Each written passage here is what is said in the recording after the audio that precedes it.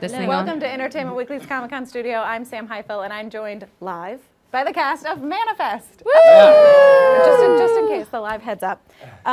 Okay, did you guys, I heard you just wrapped production. I think almost. half of us have. Half of us.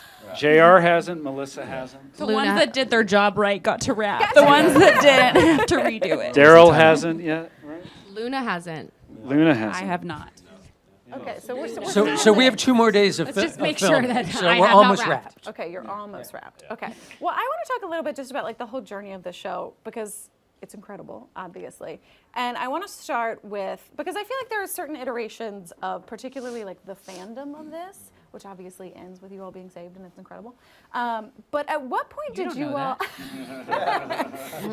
yeah.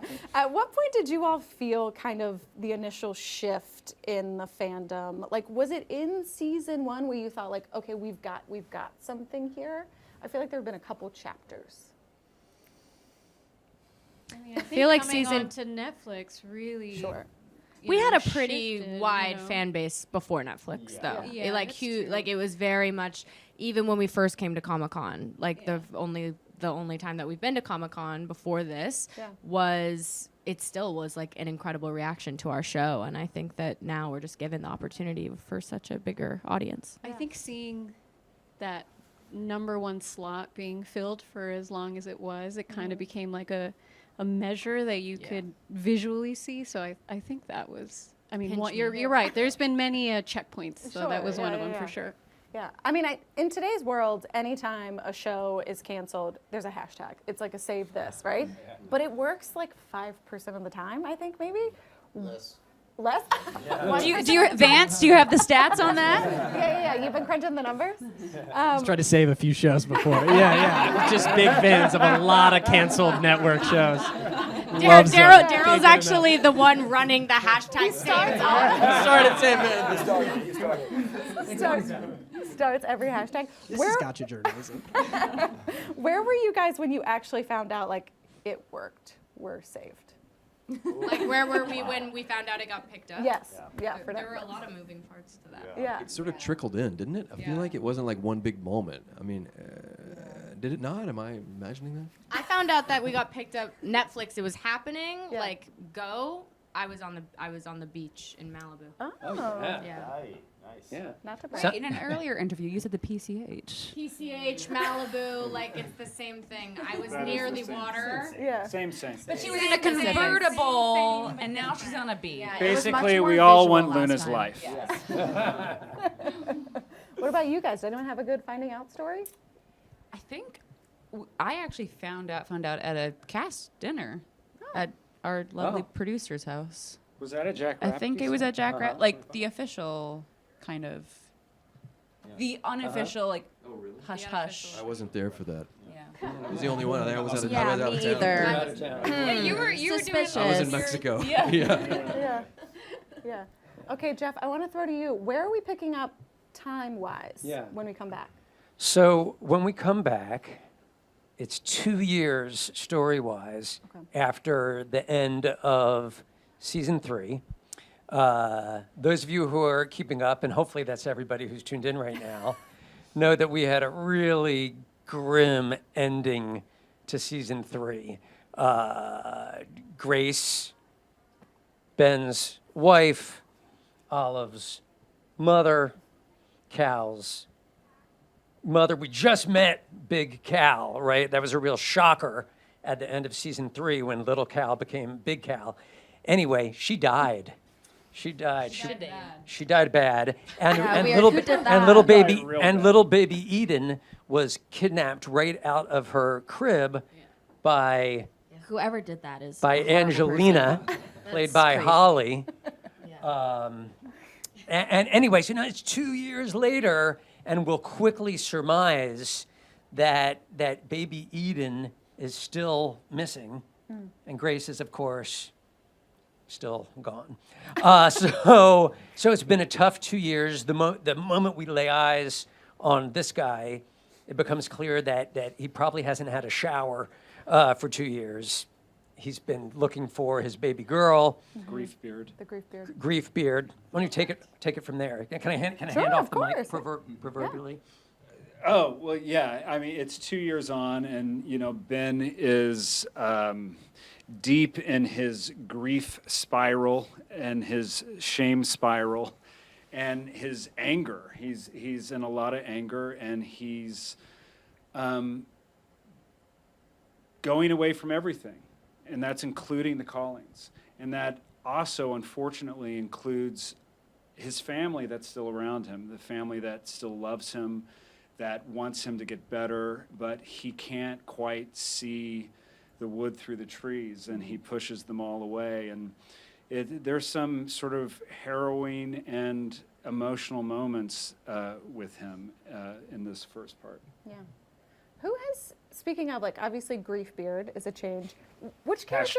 Hashtag grief beard. Can you start that one, please? Yeah. Save the grief beard. Whose character has changed the most? Ty or Cal. Yeah. I guess for you all, did anyone do anything to get back into character? Was it relatively easy to slip back into these roles? Yeah, I kidnapped a few babies. Like, in the hiatus. But, yeah. I just wanted to feel that again and Important remember. research. Yeah. Yeah. I It's all about the art. I grew a beard. Yeah. And that did it For for you. me, I kind of took on a bit of like a motherly role in in both parts, but in definitely the first part because he's not really around. Well, he's somewhere, but he's not. He's really somewhere. He's not around. And Zeke is kind of like Olive and Zeke do become the sort of parents yeah, and which take is care of. So we're sort of like the foundation for the family, as the other ones are off doing other things. which is I feel like a dramatic shift for me. Yeah. Well, speaking of the big change, do you feel like this is finally your chance to actually like dive into your character, who this guy is now? Like as a whole an older- separate. yeah. Kind of. He's very much. I mean, I think the direction we went with him as a character is that he's 15, 16, like the early 14. Yeah. And in a 12, 8, every age 7. count for you. Is that good? Yeah, Do you know the He's- numbers? He's 42. He's 42. But he's in this older body, but has not matured the level that would be apropos of his stature now, I guess. And so it has been weird to he's like a little kid. He's so angsty. He's got so many daddy issues, and he doesn't know my what's fault. going That's on. my He wants fault. to help so bad. It's been interesting. It's been fun to take an arc as to like where he begins and where he ends are two very different places. Yeah. And I think he really grows up over the course of this season. Yeah. And Melissa, you direct, right? Both Josh and I did, yeah. How did that come Thanks about for you guys? Thanks to our boss here who trusted us and gave us a chance. And it sure worked out. What was that experience like? I mean, speaking for myself, I had a blast. Thankfully, everyone listened to me. That could have gone wrong. But no, it was really fun being on the other side of the camera, and I'm really hoping to do a lot more of that in the future. But it's also just really easy. You've been on the show for so long, and you have so much support from Jeff, from the producers, from all of the crew, and so you're really kind of stepping into like the easiest position because everyone's just willing to help. So, yeah. And being directed by actors is amazing because I walked over to Melissa, same thing happened with Josh, and he immediately looked in my eyes and said, okay, this is what this means. And he explained it in terms that an actor could understand. And Melissa did the same thing. There was one part in the script, I had no idea how I was supposed to play this. And she just go, ba ba ba ba ba, ba. And that was it. And I did say ba ba ba, so that was really all I said. That's the actor language. That And nobody else actor gets. language really is you're beautiful, you're amazing, you're lovely. Good I job. love you. Everything about you is the greatest thing ever. One more. It was the camera's fault. Don't worry about it. What were you saying, Mr. Long? Lost it. Okay. That was word for word what she said. Oh, okay. But That's the the direction one- she gave all of us. But the one thing that I'll say is that it's a testament to this cast that they love and respect each other so much. I have to believe that there's many a fifth-year show where one actor would try to direct another actor, and the response would be, "Don't tell me what to do." Well, you're allowed These- to do that? These people love each other, and as a producer, we've been blessed because these are all we're family, we're friends, and that's the real, and it's one of the reasons this show works so well because you don't believe it when you don't believe it when you watch it on TV if there's not some authenticity to it, and these people feel so authentic because the feelings are real. Yeah. All right. I think that's a perfect note to end on. Thank you guys for stopping by. And everybody else, stay tuned to EW.com for all your New York Comic Con needs.